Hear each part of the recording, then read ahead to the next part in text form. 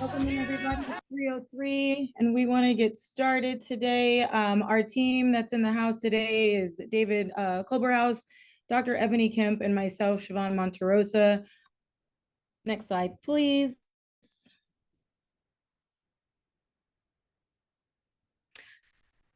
Just a reminder of our partners, county and core partnerships. We're excited to have them on board with us as we step on this community schools journey with you. Next slide, please. Just a reminder of our vision, and especially for today as we dive into cultural responsiveness and student voice, that we remember that we are rooted in improving and transforming schools with justice and equity and every student in mind, especially our marginalized students. Next slide, please. Our agenda today, we'll have a quick welcoming ritual, and we'll dive into one of the four commitments in the community schools framework. And we will then jump in with student voice, centering around our needs and assets assessment and steering committee deliverables. And then we'll dive into data and interpreting and analyzing the data that we get when we reach out to our students, and then we will close. Next slide, please. So drop in the chat a memory, or feel free to unmute, and so we can say hi to you today. Drop in the chat, what memory do you have of a culturally relevant connection you experienced as a student or in a classroom? And as people drop them in the chat, please feel free to use your Zoom reactions and react to what resonates to you. So I will get us started as people are thinking about a memory from your K-12 experience that was culturally relevant and a connection to you. So I remember my 7th grade year, I believe it was 7th grade, was the first time that I had a Black teacher. And I just didn't even consider it. I'd never had a Black teacher, and he was new to our school. I went to a kindergarten and 8th grade school. And so in 7th grade, it was the first time my science teacher, or any other teacher for that matter, mirrored anything that I saw in my home life. So that's one of my cultural connections. You can go ahead and drop one of yours in the chat, or I'll pick on Dr. Kemp and ask her to share to get the conversation moving as well. I can share. Actually, I grew up in Carson, which was a very diverse community. So I actually grew up with being introduced to all cultures, and was very fortunate to have African American teachers, white teachers, Asian teachers, Latino teachers, all throughout my whole educational experience. And to me, being that I lived in a culturally diverse area, it was very memorable to me because it made me realize growing up that we all have great culture within our ethnicities and within our history, and it made me appreciate the diversity that I had to experience.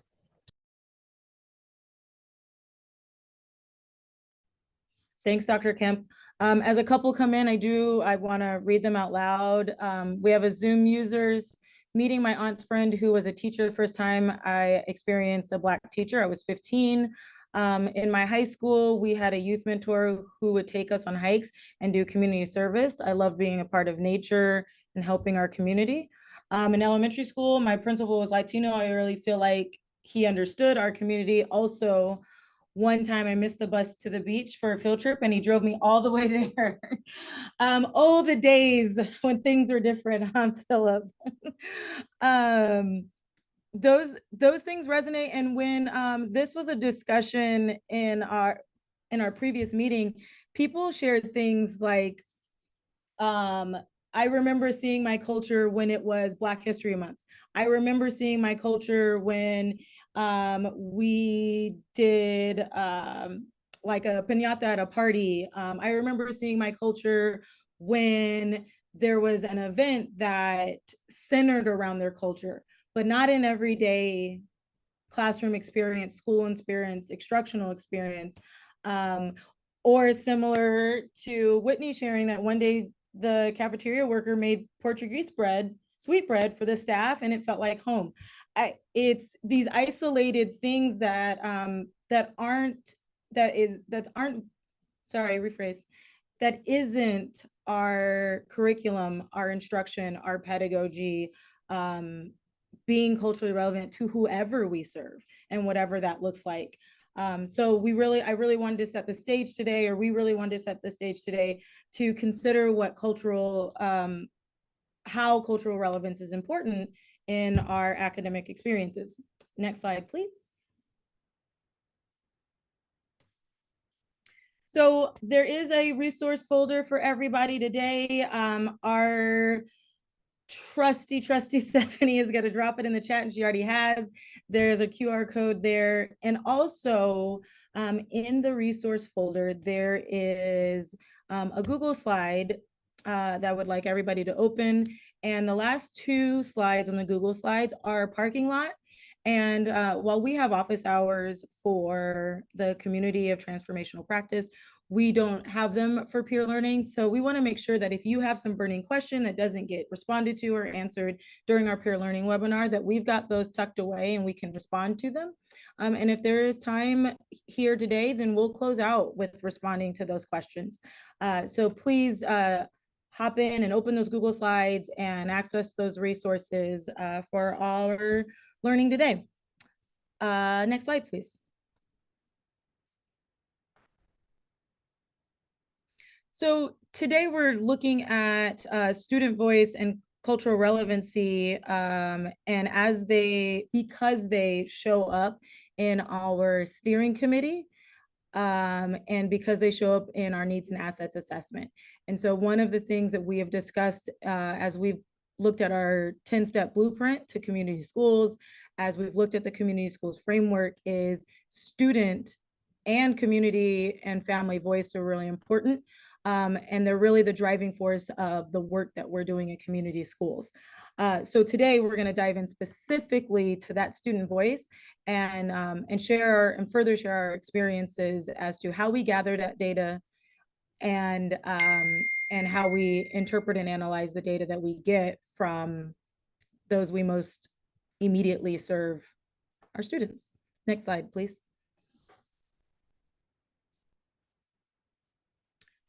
So as a reminder, the framework is a 4x4, and one of the core commitments of the framework is a commitment to powerful, culturally proficient and relevant instruction.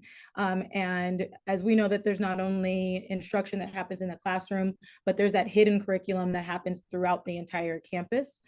And we want to make sure that we're being cognizant of that learning that happens when the students are on campus from 7:30 to 2:30 or whatever your bell hours are. Next slide, please.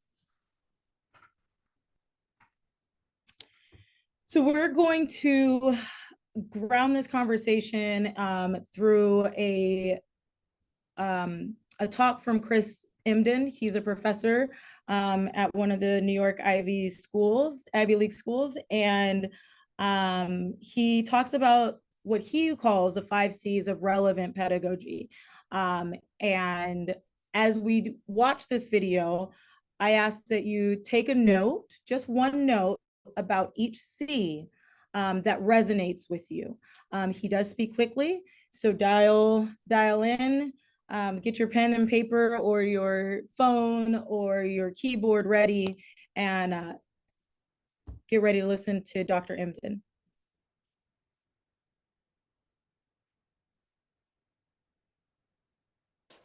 So I am advocating for moving beyond student-centered pedagogy and even transformative and powerful ideas like culturally relevant pedagogy, because those words have been used and misused and abused and co-opted and distorted. I'm arguing for reality pedagogy.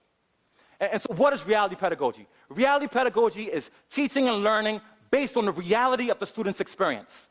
See, while student-centered pedagogy from Dewey and Piaget and culturally relevant pedagogy from Gloria Ladson-Billings has such power and potential, it makes no sense if the teaching is based on what our perspectives is of what the culture is. I can't be culturally relevant if I'm teaching you based on what my perception is of your culture. I can't be student-centered if I say, this is what I think the student wants and needs, so let me give them that. And what happens is our guilt and our experiences and our words make us think that we know what they need. We think poverty. We think crime. And they see rainbows and sunsets. I've had students where I actually went to the classroom and thought, you know what, let's give these kids some cameras to capture their experiences in the world outside of the classroom. And I expected certain things. I'm a science educator, so I thought they'd take pictures of rotting windows, and we could talk about weathering, and we could really talk about oxidation processes. I was like, they're gonna show me all this terrible stuff, and then we're gonna use that to turn them on to school and schooling. Well, guess what happened? We gave them the cameras, they came back, and we literally saw sunsets over the projects. We saw big brothers holding the little sisters' hands, walking them to school. We saw the matriarchs in the community telling stories. We saw all these images of beautiful and powerful and exciting things, and that's how youth see their lives. But we come there to teach them thinking of it as oppressive. And that disconnect causes us not to be effective. So reality pedagogy has 5 C's. The first C is this idea of co-generative dialogues. What are co-generative dialogues? Simple. Co, together, generative, we generate, dialogues. I'm arguing that in every classroom, why don't we create an opportunity for the teacher to pick 4 students that represent different demographics in the classroom and engage with them outside of the classroom about what their experiences are about what's going on in the class, with a goal of co-generating a plan of action for improving the class. So for example, you're always yelling. I've heard this actually. No, I never yell. No, you do. And when you do that, I don't want to learn anymore. Next time you're in that classroom, check that. And when I'm about to yell, I look around and those 4 faces are staring at me.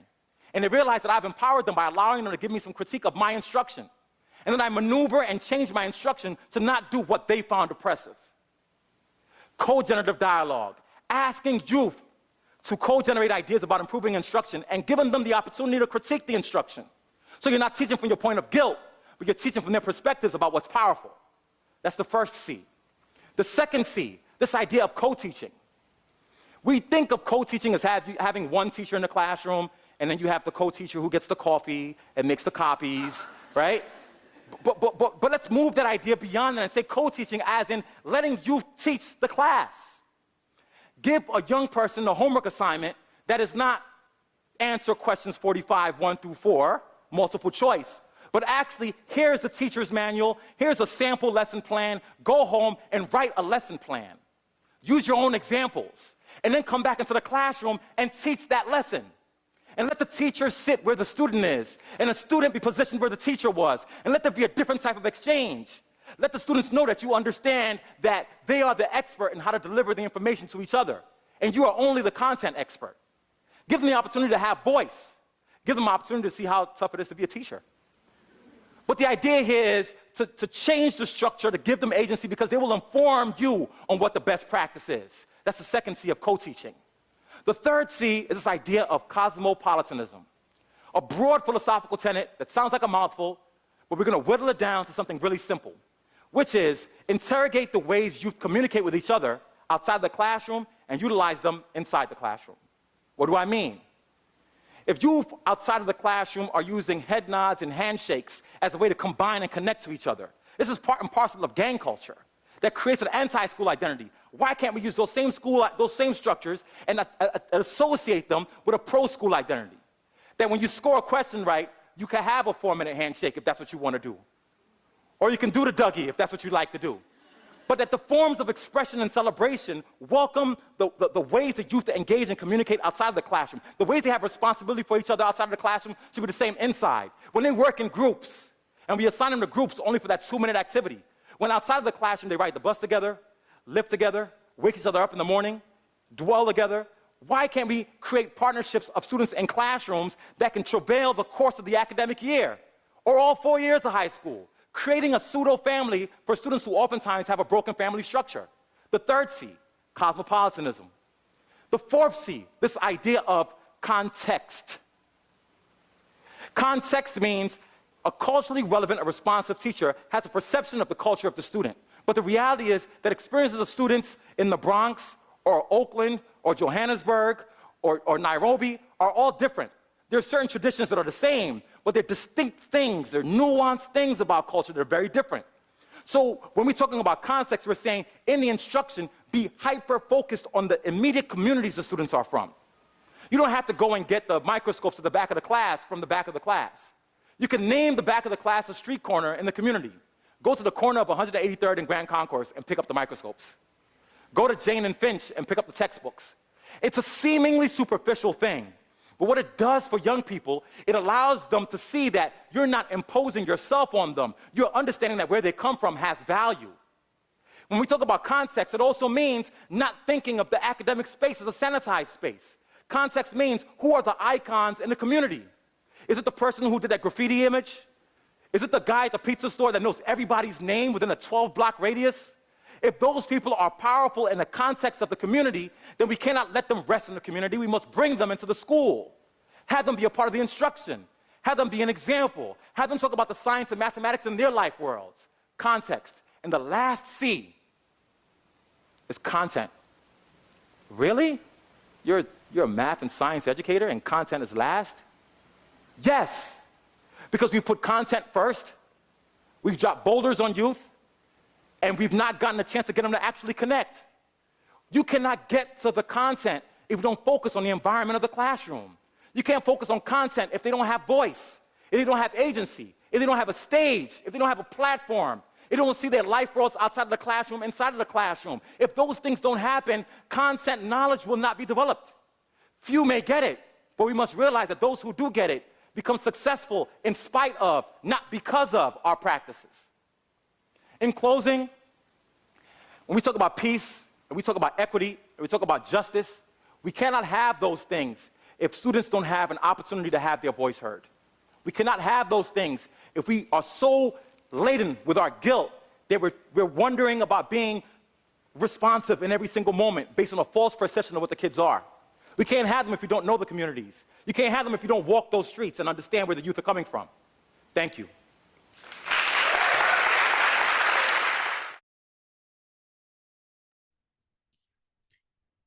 Thank you. So everyone has one note for each C.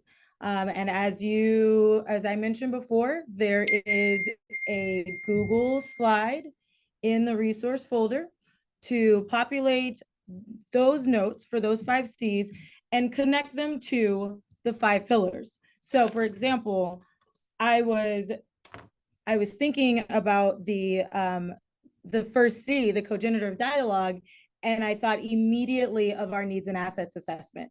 The 4 focus group students in a classroom. It's exactly what we're talking about in collaborative leadership and practices. It's exactly what we're talking about when we're talking about active family engagement. Students are a part of the family. They're a part of the community that we are engaging.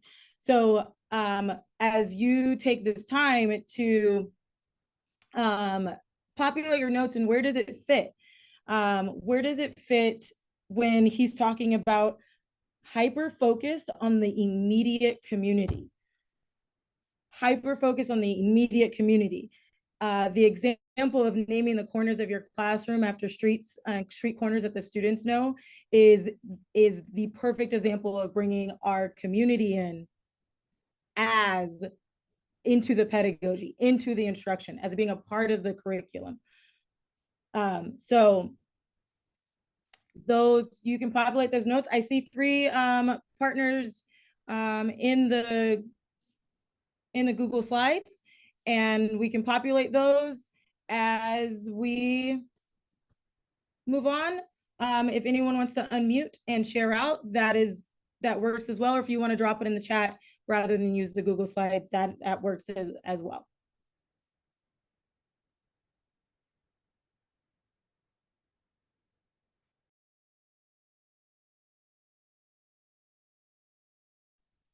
Okay, next slide, please.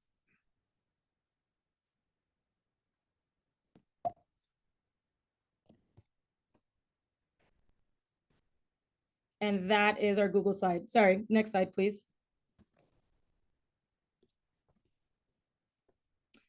So as we think about the cultural relevancy, we're looking at how do we make sure that the students' choices and the way that they show up in the classroom is seen as culturally relevant and not always maybe a negative behavior.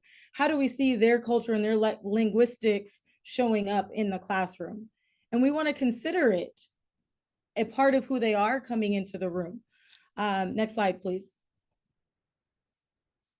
So one of the ways that we can do this is looking at rings of culture. Dr. Shiraki Holly works with people that we know, such as Solution Tree, AXA, and these are the pieces of culture that we can consider as we're writing pedagogy, as we are planning our needs and assets assessment, as we are considering who our young people are when they are coming into our classroom. So one of the examples if you dive into Dr. Shiraki Holly's book, is he has every adult sit down, or asks every adult sit down and consider, what is this ring of culture to me? How do I identify an age? And as a millennial and all the bad press that millennials get, I think about the age piece and what that means to be millennial when we walk into different spaces.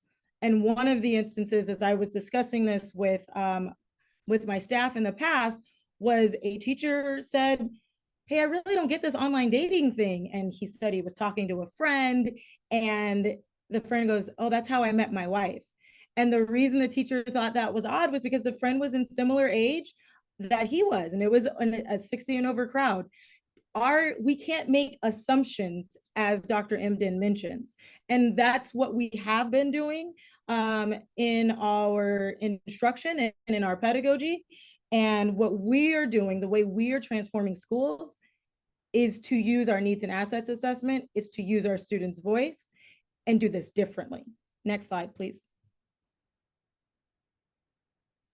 Another way, instead of rings of culture, to address this is a psychological framework around, and that is an acronym, addressing. It's considering the same types of cultures: age, developmental disability, disability acquired later in life, and so on, but a different way to frame it so that we can think about who's in our classroom and how we may frame things, but also how we build those relationships and maybe how we ask those questions so that we can better understand our students. Next slide, please. And our goal is to increase student engagement. It's to deal with the inequities in the classroom, and to, as Dr. Shiraki Holly says, is give outrageous love. He views the students who may be acting out in class as students who simply need more love. And the way that you show them that more love is to connect with their various rings of culture. Next slide, please. So when we're talking about our needs and assets assessment, let's start with the student voice. Let's bring their cultures in by hearing from them. Next slide. As an example, I want to draw the alignment that our CCSP, your annual progress reports, are drawing the attention to the alignment. Student voice is a requirement in LCAP, but it's also a priority of our state superintendent, to the point where, as you see on the slide, he has developed a youth advisory council and leads that youth advisory council on a yearly basis. And this was the advertisement for this school year. And keep an eye out for next 2024 advertisement. Maybe your students want to apply to be on the Youth Advisory Council, but this is an initiative aligned with this is a student voice is aligned with multiple initiatives in our state. Next slide, please.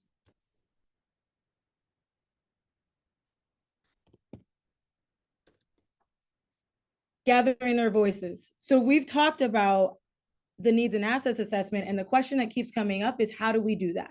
And we've said surveys, but also focus group as Dr. Emden mentions, one-on-one interviews, students at the steering committee, student advisory committees, just separate student entities where they're not with adults, and then informal communication and observations. And we can use all these ways to gather data. Next slide, please.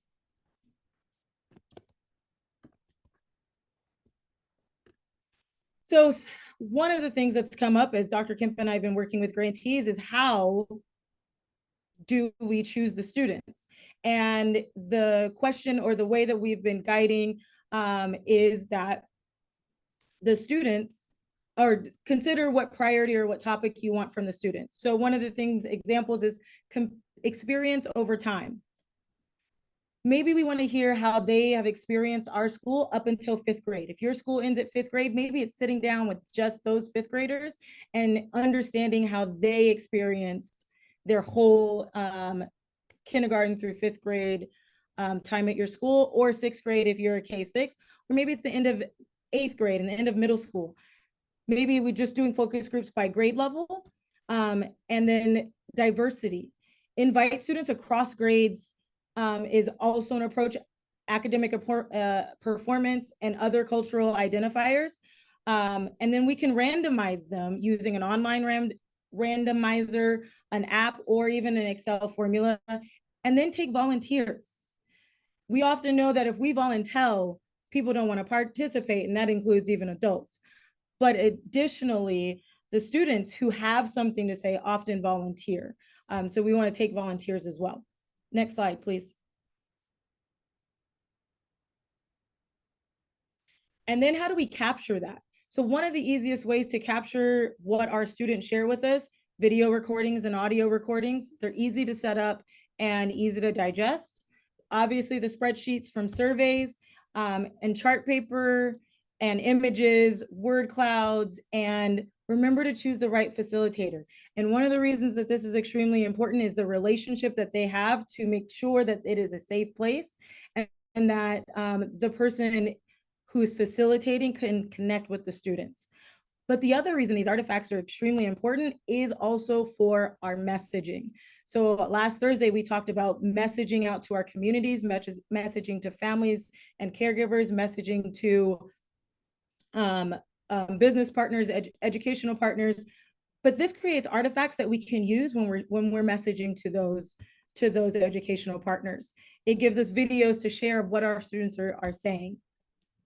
Next slide, please. So Dr. Kemp just dropped in a fixed Google slide so that the slide can be accessed. Sorry about that. She just dropped it in, and there is on slide 3, student voice questions, examples that were shared from the STAC, examples that were taken from other places, but I wanted to get you all started so that we can partner with each other and share out student voice questions that we have used either in one-on-one interviews or in focus groups that are successful, or questions that we're just thinking about, and we want to share those out so that we can see if other people are putting in some similar questions. So if you can now hop on slide 3, again, my apologies for that link not being accessible, and share out some of your student voice questions. We have separated them by grade because as you can see, the first question is just a bit different based on the grade. Maybe if we're going to connect with our 1 to 5, our grades 1 to 5, we want to ask them to just tell us a story versus asking our 9th graders just very direct, our 9th to 12th graders very directly, do you feel represented at school? So as I can see, somebody's already dropping in a question in the Google slide. We want to create this shared resource because I know the topic of what questions can we ask has been coming up, and what do we want to know from our students. So we wanted to start with an example, and then we wanted to hear from you. I love the describe a dream school. Especially on the 1 to 5, I can only imagine what would come up from there. If you could change one thing about your school, what would it be?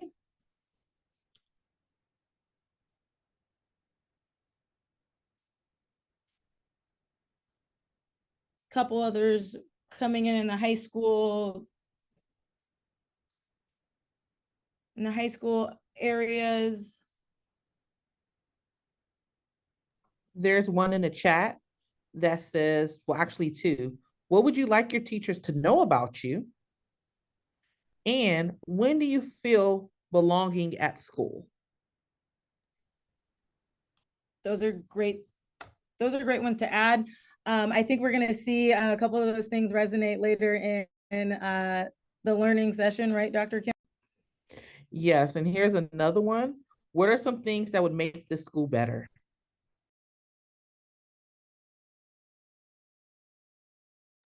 And a couple others. What is your favorite memory from your academic career? Great question for seniors. Who do you identify with at school? Love that question. And have we done, oh goodness, have we done enough to prepare you for the future?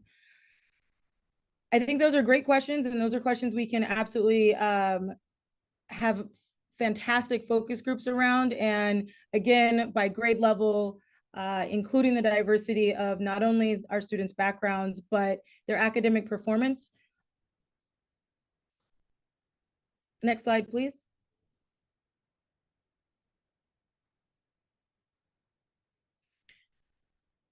So I'm going to hand it over to Dr. Kemp as folks are still dropping in possible questions that they would have to share. She's going to dive into interpreting and analyzing that data that we get from our students.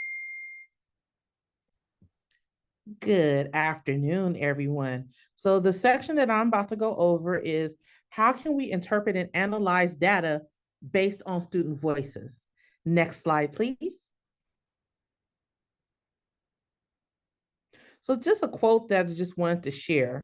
Student voice enables schools and to broader education community to learn from students how they see school and to build a better understanding of factors that affect student learning. Student voice is so important no matter if it's primary with our elementary sweethearts or whether it's with our middle school and high school scholars. Besides always getting the voices from our staff and from our family, our students are the one actually experiencing the educational journey personally. So it's so important that when we collect data to make sure that their voice is included. Next slide, please. So as we prepare to review data for student voice, it's very, very important that before we even start reviewing data, that we make sure that we're going into looking at a data with no biases, right? We want to make sure that we have an open mind and that we are actually taking the information that we are getting, the data, at face value. So it's very, very important prior to reviewing student voice data that you make sure that you are setting the stage for a productive discussion. We want to make sure that we put out on the table any aspirations that you would like to get from the data or any apprehensions you feel about the data before looking at it. Also, you want to make sure that you have a discussion on what might the data actually reveal. What strengths do we expect that the students may talk about? What improvements may we actually think the students may reveal to us? What are you most curious about the data? And these discussions are all done prior to review because the most important part is having the discussions and putting it out on the table allows for your committee, your advisory council, who's ever looking at the data to make sure that they have discussed everything possible so that the information is not looked at in a flawed manner. Next slide, please. So one of the ways that you can do this to set your mind mentally ready before you look at student voice data is known to as the ladder of inference. It is actually a mental model that is in Peter Singh's 5th discipline, and it speaks about what are the main aspects that you do when you are reviewing data. So number one, you know that there's a bunch of available data out there, right? Whether it's historical data, that's just the basic report card, disciplinary reports, referrals, available data, the qualitative data that's like the student interviews, the focus groups, surveys that the students filled out. You're looking at what are the different forms of available data that we can actually get from students. The next thing you want to think about is I'm going to select the data that is most pertinent to the priorities or to whatever I'm focusing on. So in this case, we're focusing on the community school framework and how these student voices help us with that framework to make sure that we're implementing I'm going to say transforming a school site to the community hub that we would like for it to be. Next, you have to think about, when we look at the data, how do we properly paraphrase the data? Making sure that we're looking at it from an objective lens, making sure we're picking out those words and those terms that the students are expressing to us that are important. And then evaluating what we're reading, and then we decide what to do next and have an action plan. So making sure that before you review the data, that everybody understands this is how we're going to look at the data. This mental model alone, again, is strictly for us to make sure that we don't have any biases, any negative mindset or anything before we read the data, because your mindset before you review the data can affect how you analyze the data. Next slide, please. So as you know, when you review data, you just do not look at it one time. You actually do multiple reviews of the data, because each time you're looking at it for a different reason. So the first time when you're reviewing student data, you're actually looking at it and you're thinking about certain questions in minds, like, through the data that we read so far, did you see what the strengths were at the district or the school site? What are the students saying as our biggest areas of growth? Do we notice any differences on how the students are answering based on their backgrounds?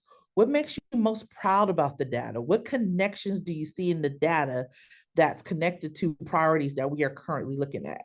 And this is just reviewing it, just looking at it, getting an idea of what you're reading.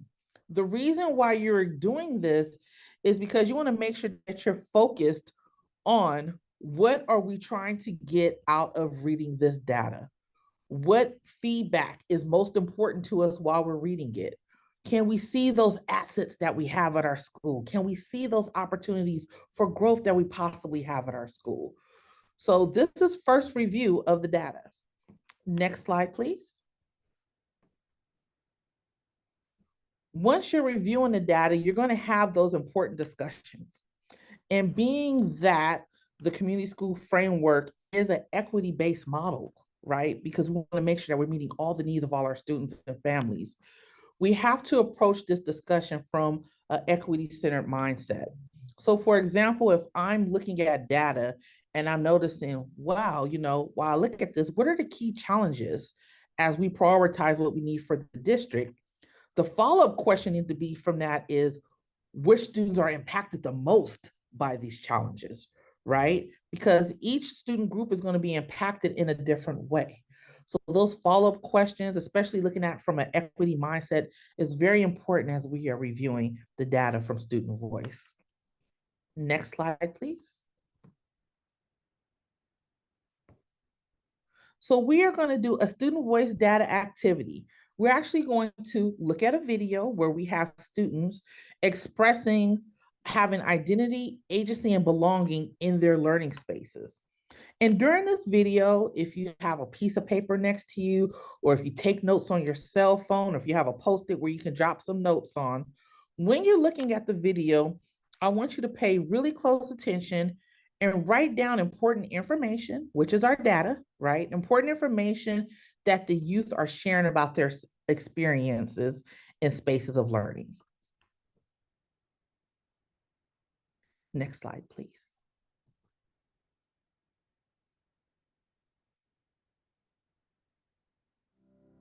Who I am. I am a student, a young Black girl, standing for what she believes. In my school communities, I always wanted to belong. In elementary, I changed schools so often, it was hard to adapt. I always felt so out of place. Many others are like me, who just want a place to feel that connection. I feel like I belong and matter in the school when I walk in the building and I get greeted by the principal, the staff, teachers, the security guards, like just everybody in the school know my name. I feel like I'm really bonded to my teacher when they can tell us stories about their life and what they've been through. Like what it was like in their childhood, or if they ever got bullied in school. I feel like I belong in my community and school when I am listened to. When they welcome me and don't exclude me from activities.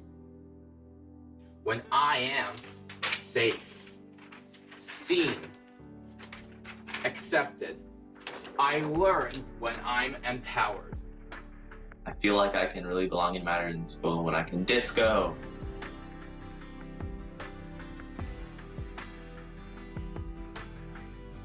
My identity was formed in my many life experiences, such as goals I've achieved, failures that taught me right from wrong, or days where I had no choice but to fight and move forward.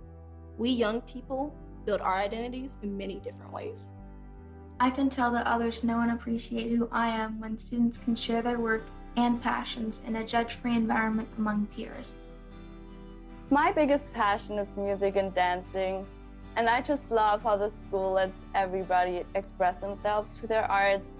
I can tell that other people know and appreciate who I really am when I hang out with friends and when I do the newspaper job and say hello and I have a conversation. There has to be a strong communication system, reaching out to all families whose language is not English as their first language, people who are literate in technology, as well as families who have a lack of resources. I can tell I'm respected when I don't feel like I need to do extra in a class to feel like I belong or be properly supported with my academics. I think it's very important to accommodate and acknowledge people whose minds think and process things differently in learning. Just make sure that everyone feels seen in your classroom, in your learning environment, and you'll see people flourish. Agency is the feeling and confidence of knowing you can achieve a goal if you apply yourself. I know I can do it when my mentors speak to me, when my peers acknowledge me, and when I decide to keep trying and not give up. When teachers give me leadership responsibilities, I feel like it's my responsibility to take care of myself and others. When my community believes in me, I feel free to achieve my goals and dreams. I have the confidence and power to make something I care about happen when I'm happy, when I have a lot of energy, when I have support from people who love me, and when I'm present. When I'm able to give my input in clubs and activities and develop real outcomes for my school. When I know my voice matters to someone. It wasn't until I learned who I really was that I had no choice but to elevate my voice, and there were people there ready to listen. I feel powerful and confident to make something I care about happen when I have people alongside me that want to fight for the change that I want to see. When I remind myself that it's really important to focus on my own opinion and care about my own well-being. I also have that confidence and power when I know what I'm doing will help other people or the planet. To all of our adults in schools and communities who are creating spaces for us to live and learn, you are not in this alone. We are ready to be a part of shaping our own lives, building that mutual respect, creating a learning place where we can flourish, so we can achieve much greater goals. Knowing we can do what we set our minds to. We are in this together.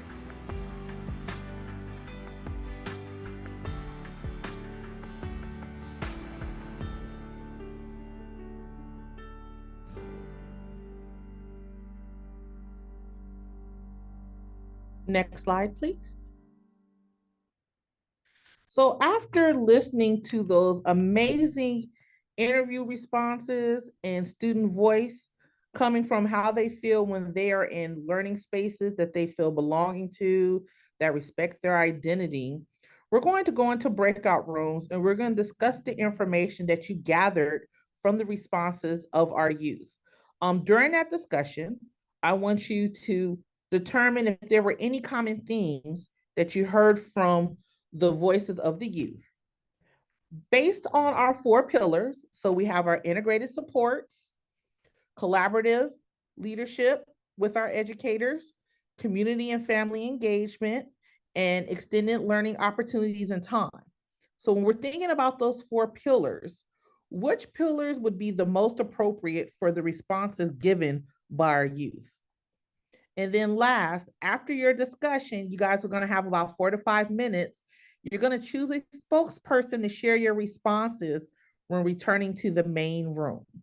So this is what we're going to do for our activity. And right now we're going to break out into breakout rooms.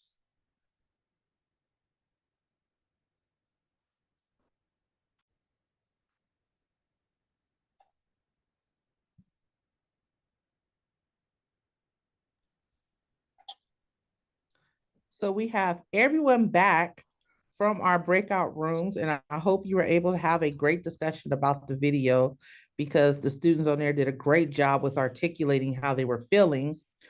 Breakout room 1. I think that was the group with Martha in it. Do you guys have a spokesperson?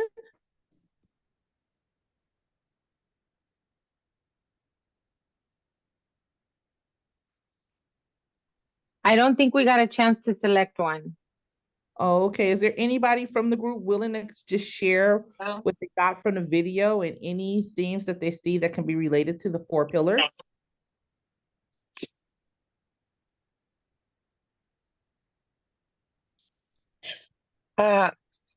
This is Martha. The learning extended opportunities. You know, we tend to say that maybe it only happens after school, but we can have it during school. And that's when we can give students a voice. We can have groups of students like the presenter was mentioning, that we need to give students an opportunity to voice their concerns, to tell us how they feel, to be part of the decision making. And so for me, that will be one of, and also, you know, the first one, taking care of the whole child too. Because through those conversations, we get to see what are their needs, what are their interests, tapping into their prior knowledge and experiences.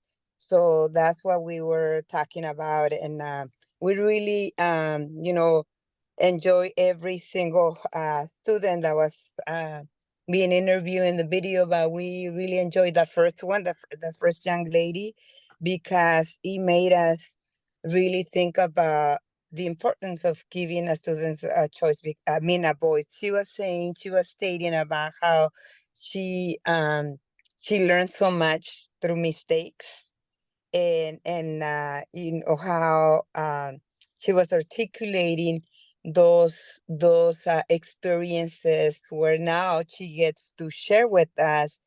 And we were talking that as community school teachers, we're at the beginning level. We need to provide those platforms for those kids, for our students, to have a voice, to express their feelings.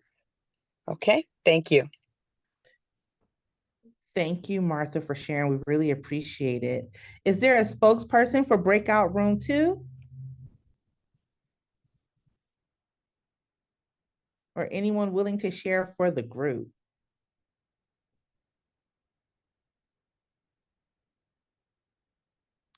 I was going to ask Siobhan because she was in our group and the rest of us didn't take notes or assign a speaker. That's funny saying I was going to ask you. I don't remember. Sorry. Can you remember the comment you made about the authenticity and phrasing of the questions? Because I think that's where I thought that was fruitful. Oh, yeah. I mean, I guess I remember a little bit. I think the pillars we were talking about was like family and community management.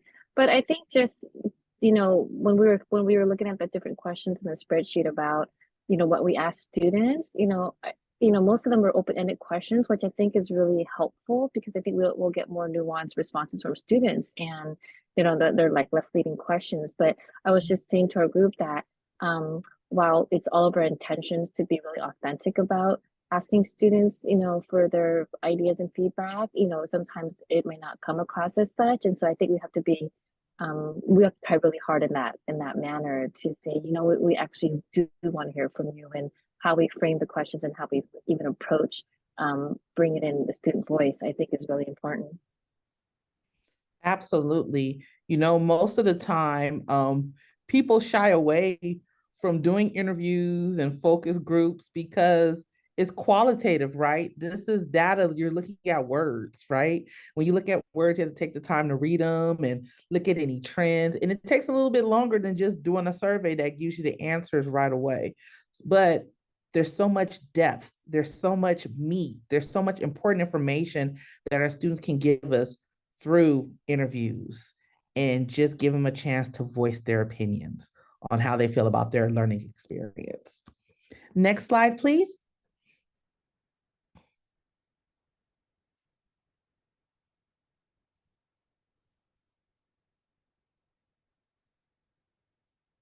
Next slide, please.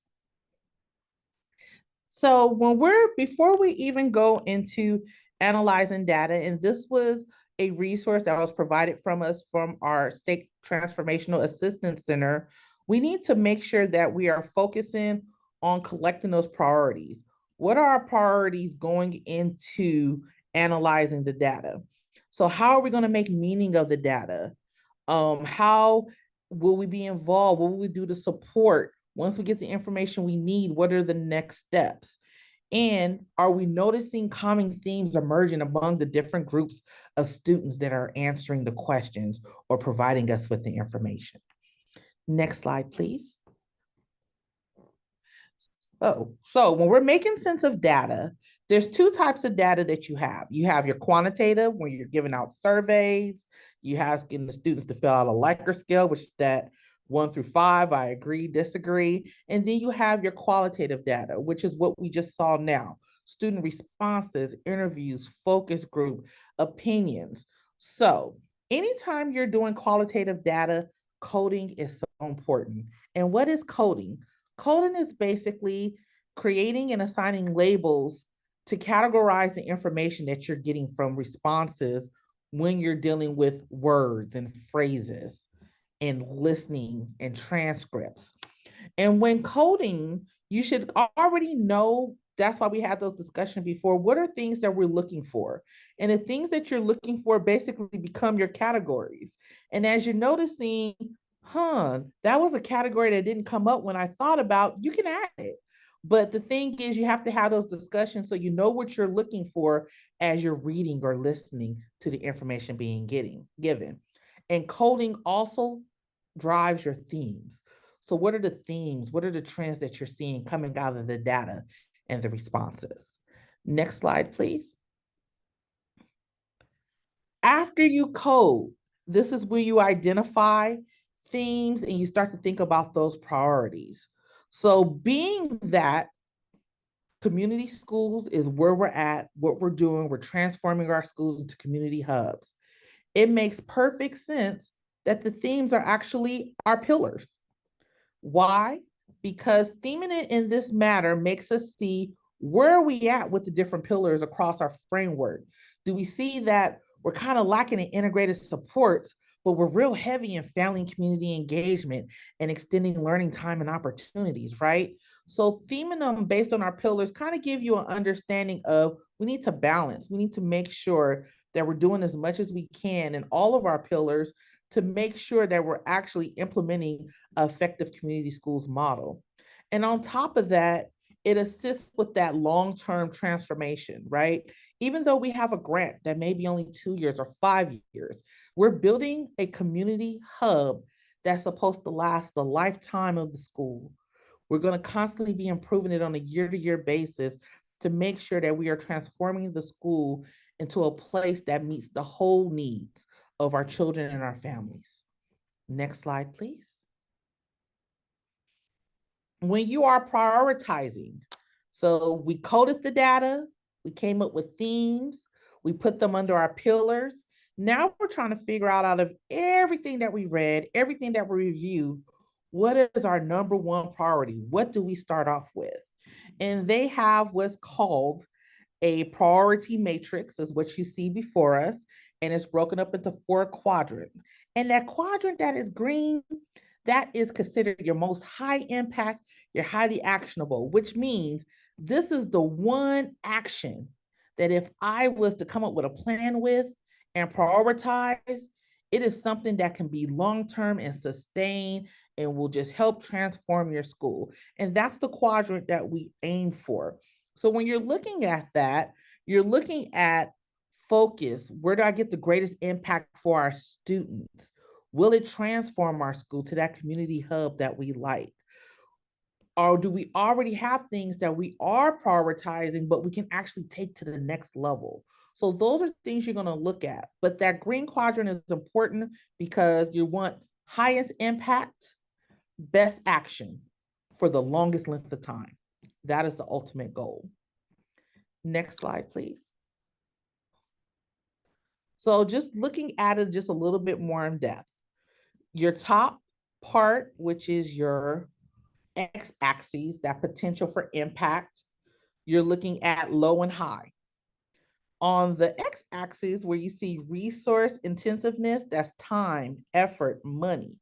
You're looking again for that high impact, high time, effort. You put all that into it, you go get your biggest impact.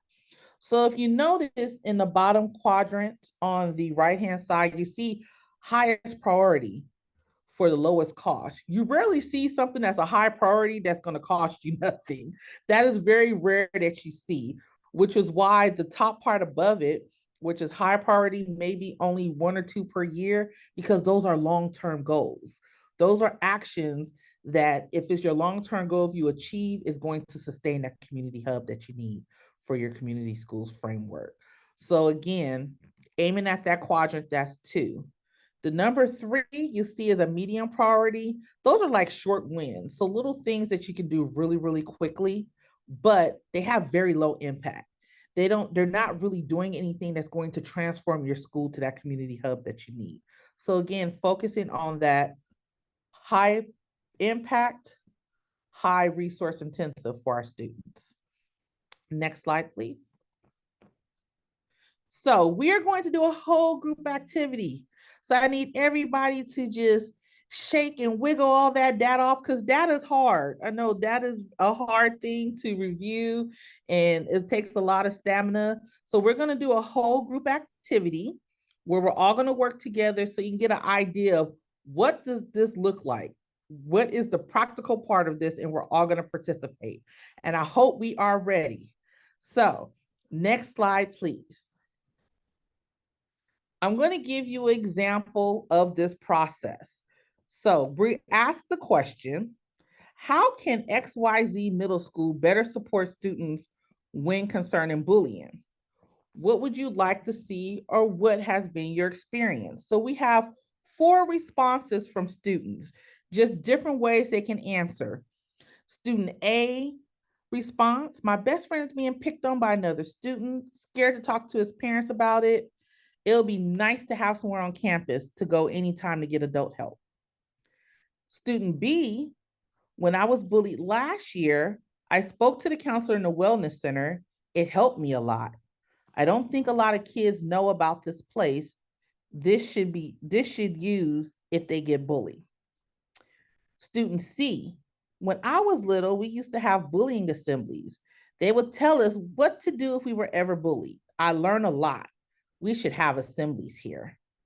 And the last student responds, Mrs. G is the best counselor ever. She works in a wellness center and has helped my friends when they were getting bullied.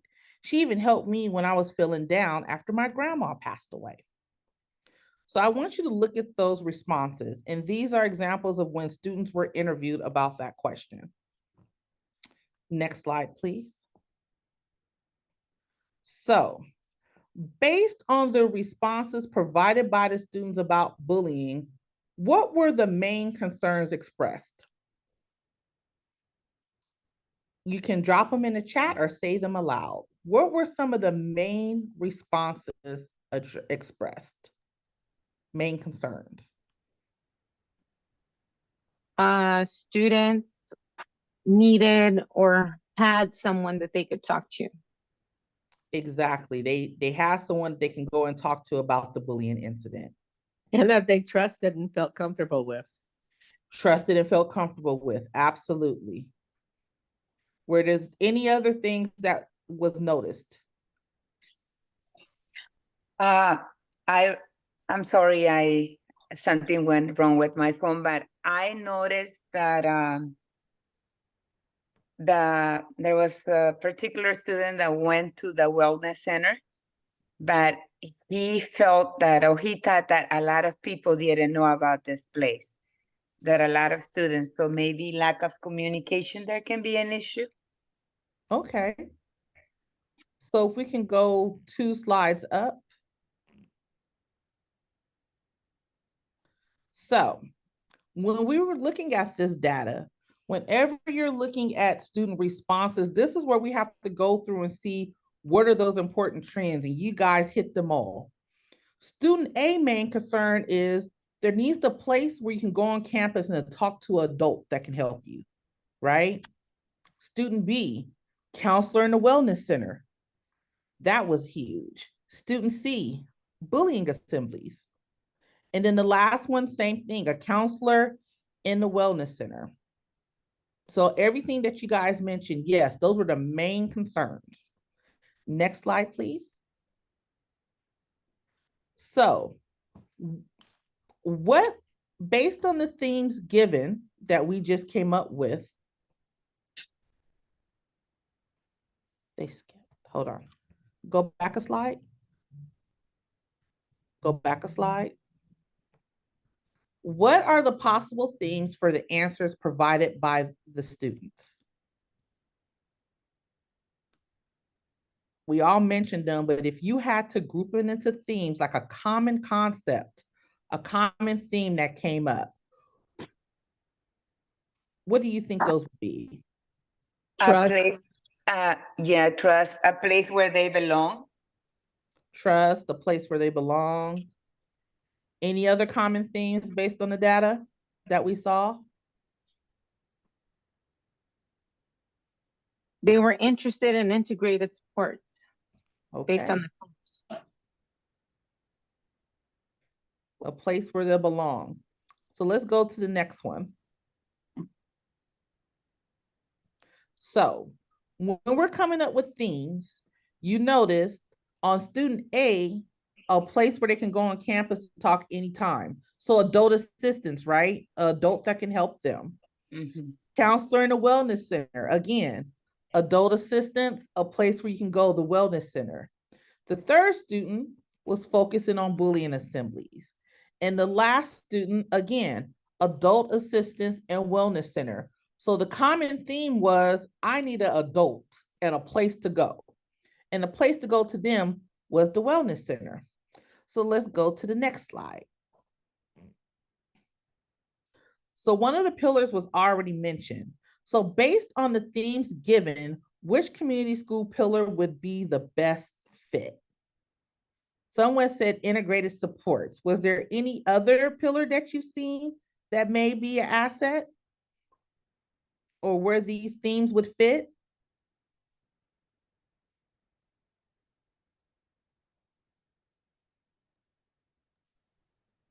Can they help? Leadership and practices for educators as well.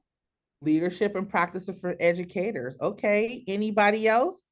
Share leadership, because since we're talking about giving students a voice and a place.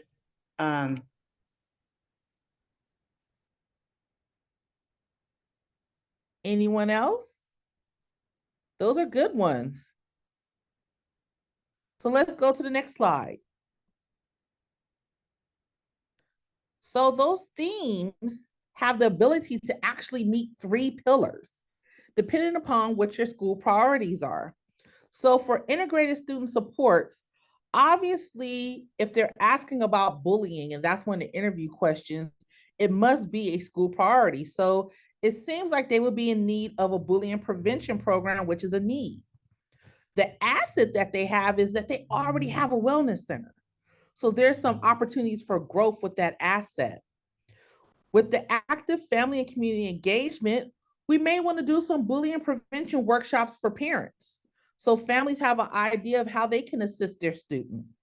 And then again, maybe a health and wellness community fair, right? So the parents can learn about the wellness center and the benefits of it and encourage their scholars to go. And the last one that was mentioned, which you guys did mention, was collaborative leadership and practices. If you have a PBIS leadership team on campus, they can help build your bullying prevention program. That is part of PBIS. If you have a school leadership team on campus, that's an asset because they can also assist with this. So the whole activity that we just went through, that is the example of how you would take that qualitative data, how you would go through it and find what the main concerns are, figure out the themes, see what themes came up the most, and how are they based on priorities going into the California Community School pillars. So that is an example of how you would do it. I know sometimes it seems like a little bit difficult for that. It's not really difficult, it's just time consuming anytime you deal with any kind of transcripts or interviews, but it's doable and you get so much valuable information. It's awesome. Next slide, please. So we are at the end. So we're going to have our optimistic closure, and our optimistic closure for today is, next slide, please. What are you curious to learn more about? You've had this wonderful presentation on student voice, the importance of it, why we need it, the cultural relevance piece of it, the ideas of how student voice can really lead to us transforming our schools into community hubs. You got how do we look at the data from student voice. So seeing all of this information, what are you more curious to learn about? I see a lot of disconnectedness with the students. I think it's been difficult, especially since COVID. But we're just seeing so much disconnectedness, not just with adults, but with each other.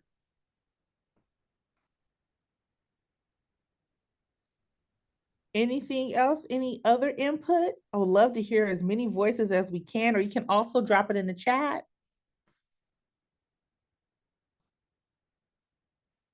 So we heard about the disconnectedness, things that we can do. Are there anything else, things people are curious about? I'm curious to learn about how to talk with the steering committee about 75 to 100% engagement, how using all these ways of connecting with students gets to that engagement level. Absolutely. Our students need to be engaged through the whole process. Again, we are working with our students. We're not doing school to our students, right? We're working together as one. Thank you so much, Serena, for that. I am curious to learn more about what other districts are doing with their community schools funding in terms of ideas that we could probably implement in our own district. Awesome.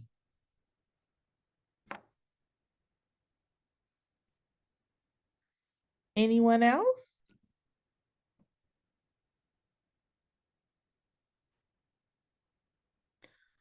Okay, let's go to the next slide, please.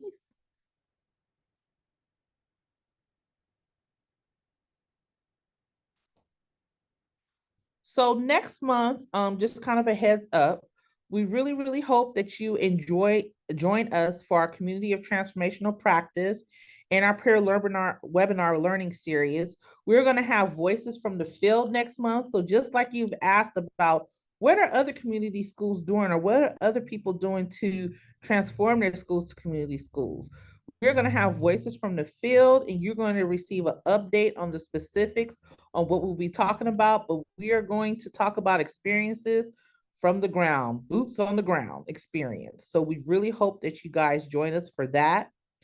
Also, we are still going to have our Community of Transformational Practice. We know this is close to your break, so if you are able to join us, that would be amazing. As you know, the implementation grant request for application officially dropped on Monday. We'll be having day 2 of the implementation grant workshop for our grantees that are in planning cohort 1 or any other district or school that would like to apply for this implementation grant. you are more than welcome to attend. Also, meet and greet sessions. Our phone campaign is here. We're going to be reaching out to schools, to districts, just so you know that we are here. We are ready to visit. We're ready to help you and get our boots on the ground with you so we can make sure that we are working together to transform our schools to that community hub that our families and students deserve. Also, you're going to see a lot of links in the chat that are very, very important, and you can copy and paste it. We will also be sending out an email following this that will have that same information as well. We want your feedback. Please scan that code if you're able to. You can also use the link. We just want to make sure that the more we hear from you with questions, feedback, the better we are with supporting your needs and making sure that these webinars and these sessions are geared towards you. Also, there was a leadership podcast that happened with the manager director for community schools, Hayne Kimner, which is very, very, very enlightening.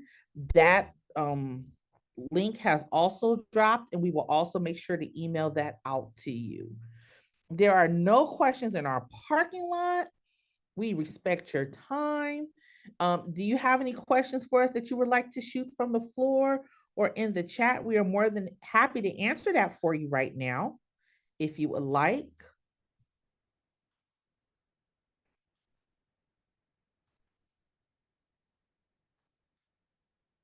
If not, we appreciate everyone coming out today.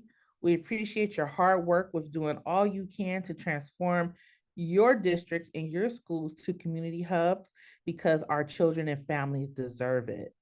Thanks again for coming with us. We have our director, Jennifer Gately, here. We have our program manager, David Coberhouse, behind the scenes, helping us with the slides.